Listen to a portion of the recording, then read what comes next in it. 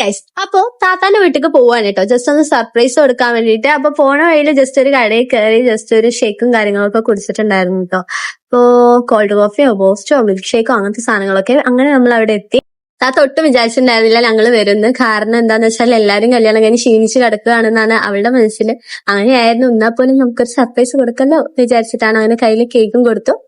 ഹാപ്പിയായി, അളിയനും ഹാപ്പിയായി. പിന്നെ നമുക്ക് അവിടുന്ന് പോയത് ഒരു ഡ്രിങ്കും കാര്യങ്ങളും കിട്ടിയിട്ടുണ്ടായിരുന്നു കേട്ടോ. ഓറഞ്ച് ഡ്രിങ്ക് ആയിരുന്നു എന്നാണ് തോന്നുന്നത്, എനിക്ക് കറക്റ്റ് ഓർമ്മയില്ല. പിന്നെ നമ്മൾ ഡയറക്റ്റ് ആയിട്ട് കേക്ക് കട്ട് ചെയ്യാന്നുള്ള ആ ഒരു പരിപാടിയിലോട്ട് കടന്നു.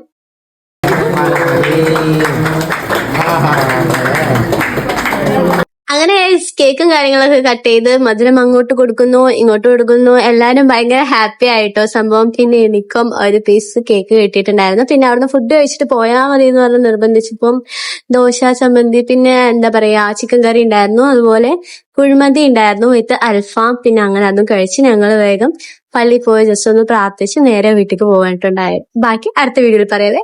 ബൈ.